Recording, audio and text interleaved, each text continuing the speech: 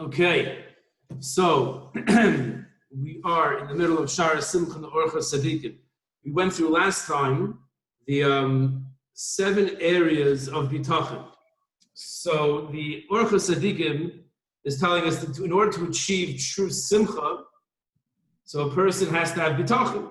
Because if a person has bitachon, so he knows that whatever happens is for his best or her best, and then one is able to accept everything in a positive manner, and that leads to simcha. So there were 7 machshavas that the Orchos Tzadikim said a person has to have in order to reach that level of bitachon that he'll be always besimcha. So we said it's ways in which he views other people, interacting with other people, whatever happens to him, any good that anyone does to someone is really from Hashem, as much as my parents and my siblings and my friends and my family and everyone, they do things for me. A person has to realize that in essence, it's really all from Hashem. Hashem is the ultimate merachim. He has empathy, mercy on everyone. And he knows what's good for me more than I know what's good for me, for myself. Those are the basic ideas that the Chavos said. You can't fake Hashem. Right? You can. A person has a master, he has an employer, he has someone he needs, he feels that controls him. He's able to fake that he's loyal. You can fake that you're loyal to someone, you can trick them, you can fool them, you can flatter them. HaKadosh Baruch Hu, you can't fool. You can't trick Hashem. Hashem knows what's in one's heart. That's a warning to us, says the Orchos Tzadikim, to make sure that we're genuine with our bitachon. With Hashem, there's no point in trying to put on a facade, because the HaKadosh Baruch Hu obviously knows what's in our hearts. Those are some of the 7 concepts that one has to internalize. The 7th one, interestingly enough, was that Hashem expects of a person to engage in ruchnistic endeavors and spiritual pursuits, as well as being mefarnes himself, as well as earning a living. So the balance that a person has to strike is the 7th concept of bitachon, that a person is going to involve himself in what he needs to support himself and his family. At the same time, he's not going to disregard his spiritual, his ruchnistic obligations. So it's the acceptance of that situation that we all find ourselves in, which is the 7th concept of bitachon. So up to the paragraph starting with tzarich shetischazek, a person has to strengthen himself. Tzarich shetischazek shetasa avoda shneim la'olam l'toiv l'chol l'chalacha v'yisacha. A person has to strengthen himself and involve himself both in earning a living, as well as in his spiritual, his ruchnistic pursuits. Is to make sure that one of them is not going to cause a loss to the other one. A person is going to only involve himself in pursuit of earning a living, and he's going to have no connection to davening, no connection to learning, no connection to tzedakah, doing mitzvahs. So then he's being negligent. On the contrary, a person totally involves himself only in spiritual pursuits, and he neglects completely his physical needs, his family's physical needs. That's also a broken system. It's also no good. That has to be rectified. Shenema, as it says, Paskin Yirmiyah Avicha, Aloi Ochal V'Shosav V'Osav Mishpat Tzedakah Az Toivla. When a person involves himself in eating and drinking what he needs to survive, and he does mishpat and gives tzedakahs, then it's good for him. And it says, Toiva Shetechas B'Zev V'Gam B'Zeh Al Tanach Yetz Yadecha. Paskin Gehela says, you have to grab onto Torah, and a person has to grab onto making a livelihood. But here's the trick. He has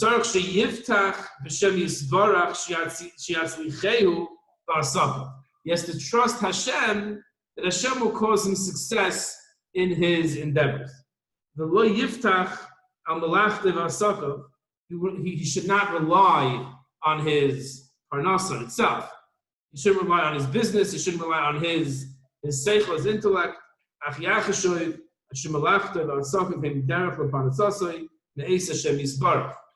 He has to realize that everything that he's doing for earning his living is really just it's a derech, it's a path from Hashem.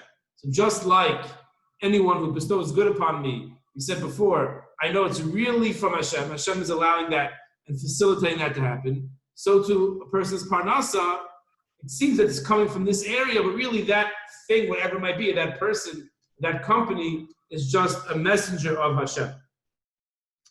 I think the Chovos Levavos also brings this mashal. A person is chopping wood with an axe. So who's chopping the wood?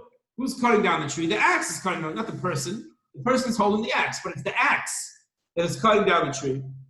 So in koyach bomin about it, but we all know that an axe by itself can't do anything. The koyach, the strength, the movement is not coming from the axe. The person is holding it and chopping the wood with the axe. A person has a certain skill or a certain business. That he's supporting his family. He should not think the following.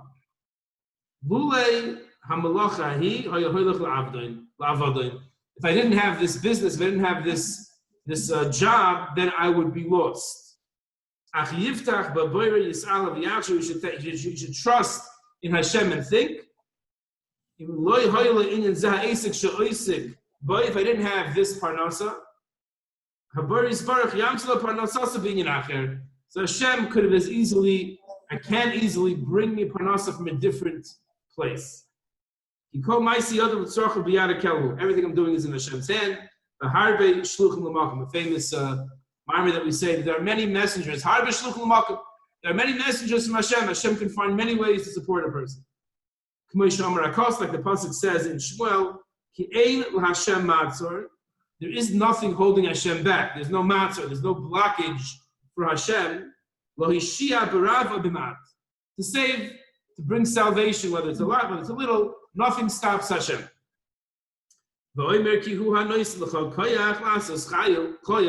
And Hashem also gives us the koyach, gives us the ability to do anything, to have strength. Not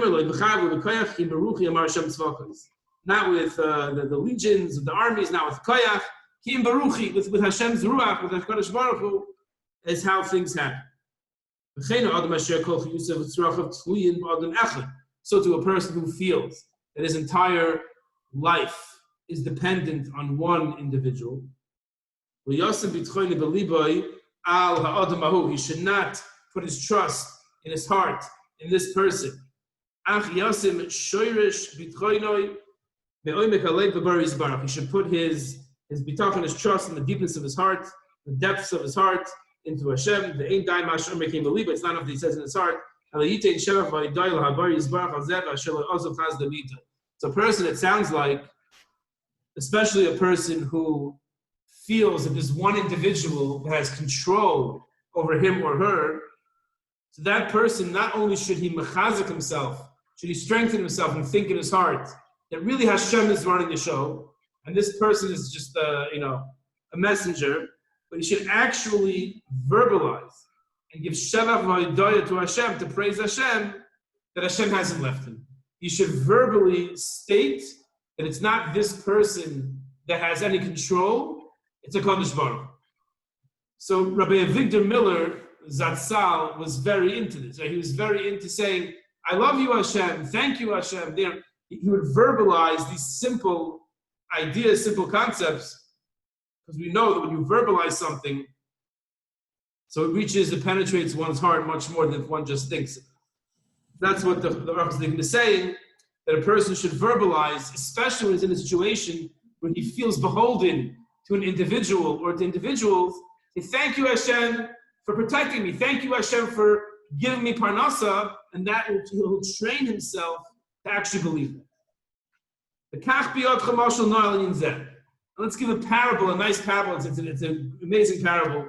He's about to bring about this dynamic between the employee, the employer, and the Kadosh Baruch Hu. You have 100 blind people. That one is walking behind the other. So imagine a procession of 100 blind people, and they don't know where they're going. So what do? They put their hand on the person in front of them's shoulder. They're each walking with hands on shoulders. In the head of the 100 blind people, the 100th hand, or the first hand, right, is on the shoulder of the person who sees. This one individual is directing all these 100. They're following him. He's leading them. Each one knows. Guy number 27th hands is on person number 28's shoulder, and he knows blind person number 28 is leading him, but he knows she'ein zois hanhaga ba mikoicha. He knows that person number 28 is completely powerless, has no control at all, really, over getting him in the right place. Everyone is really just following the guy in front. He's the one who's able to see.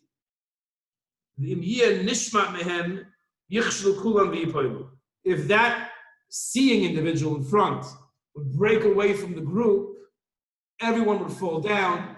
No one would be able to go to the place they're trying to get.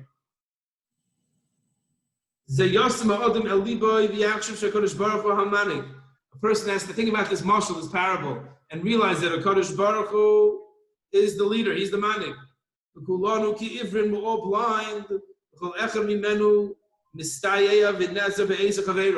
So we're all helped by our friends, by fellow human beings.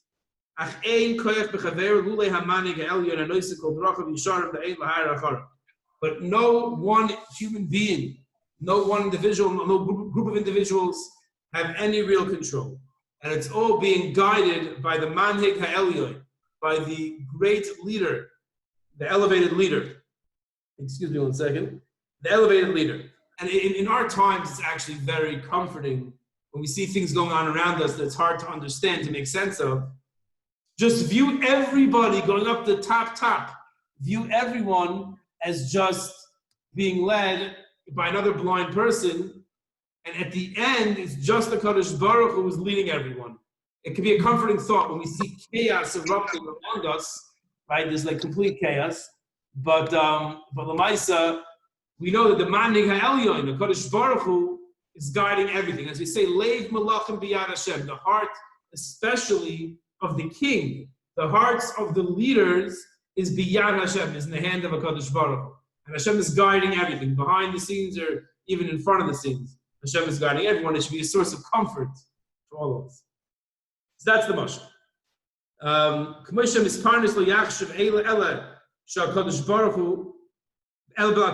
And just like the one who is receiving his livelihood from an individual, he realizes that he's only going to think about Hashem, and Hashem is the one who's really enabling him to have a parnasa.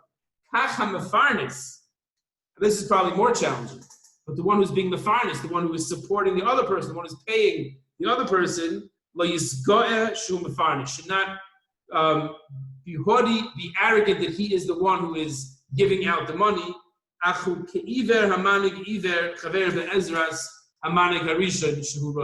He should view himself as another blind person, meaning another blind person, by way of the manig harishon, with the first manig, which is the Kadosh Baruch. We quote a couple of psukim to prove this point.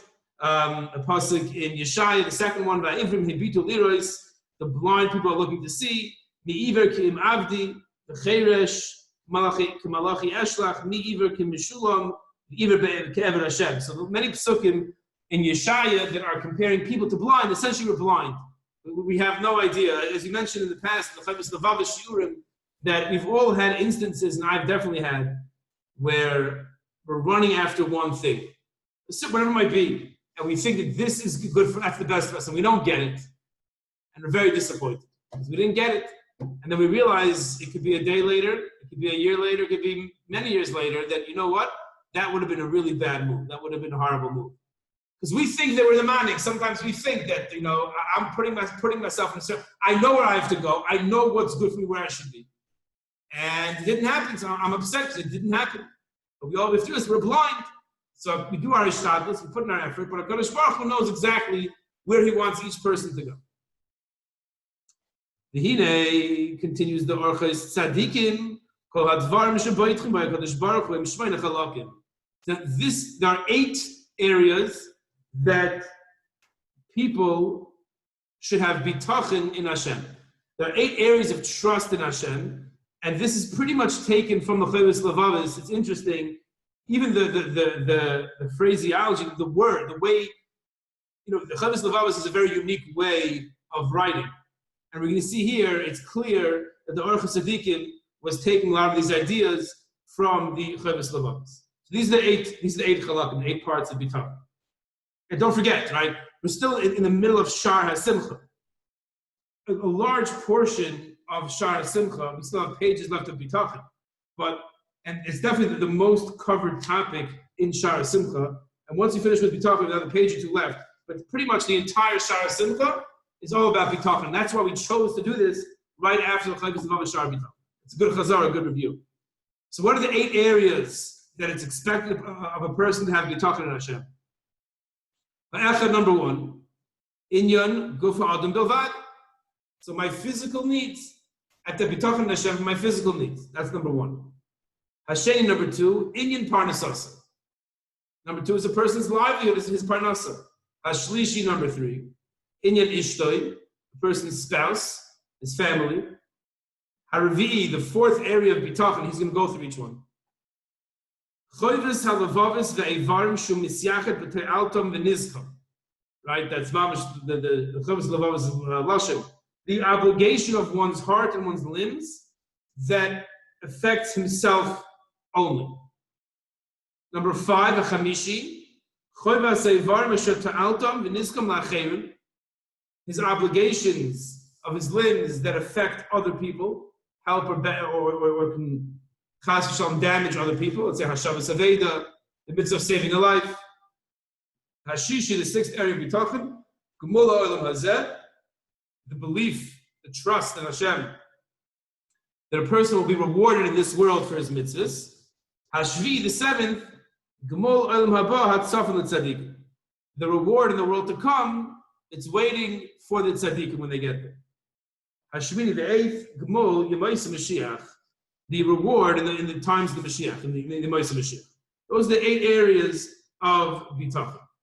So he goes through each one by one. So let's start with number 1. Bitachon Arishan, the first area of bitachon, inyan gufa adam, who relates to a person's body, sheyashlich nafshe v'yimser atzma al racham ha'gedolim. A person who throws himself and hands himself over to Hashem's tremendous mercy, his empathy. V'yeda she'ein lo eitzav anhaga el b'rshus v'gzeraseh. That he has no Eitzah, which means like no counsel, no act, no hanhaga. You can't do anything without Hashem's reshus, is Hashem's permission, and Hashem's decree. And even though all the health, his health, as well as his how long he's going to live, is all tied to Hashem's decree. A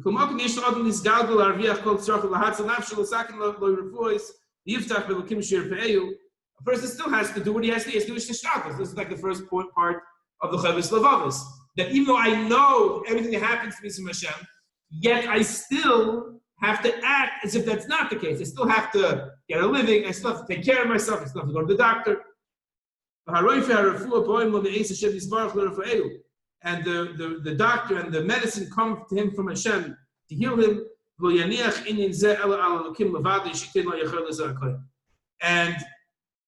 all he does is he puts this on HaKadosh Baruch Hu to please give me the yichaylis, the ability and the strength to do what I have to do to protect myself, keep myself healthy. But at the end of the day, it's all from Hashem. The person shouldn't say, since Hashem decides everything anyway, I'll go in a dangerous path, I'll drink poison, I'll do whatever I want, and Hashem will take care of me. So you can't do that. You can't do that because the person has to do proper ishtadlus. And he goes through examples where Shmuel was afraid that Shaul was going to kill him. The same example brought in Chavis Levavis, and that was not considered to be a lack of bitachon, because when a person is doing proper ishtadlus to protect himself, that's a mitzvah. And that's how he ends off. And he ends off this paragraph by saying, he says, again, what the Chavis Levavis said is that a person who kills himself, it's a bigger aveira than killing someone else. I'm not sure if you can say this to certain people today, but killing oneself is a bigger aveira than killing someone else. And the Chavis Levavis explained why is that, because the closer the murderer is to the person who's killed, to the victim, the worse of an avla is. At the end, meaning it's a horrible aveira, and in Judaism it's capital punishment for any premeditated murder. That is capital punishment, right? But from a koiches and nefesh perspective, which means from a human perspective, a person, a victim who the perpetrator has less of a connection to, it's less of a hashchasa in his midas. It's a horrible hashchasa in midas, but there are levels, right? I mean, a person can kill someone in a way that's it tortures him and painful, and that's much worse, right? So the closer a person is, to kill a stranger is horrible. To kill a person's friend is more horrible. Because to kill a relative, to kill a close relative, it gets worse and worse. To kill oneself, one is the closest to oneself. That's the worst murder a person can do, which is very much counter to many what people think today. And Baruch Hashem, we have the Torah to keep our minds straight and sharp. So we'll hold here with this first concept area of Bitachon, and Be'ez Hashem on Thursday we shall continue. Thank you, Rabbi. Pleasure. Good night, everyone.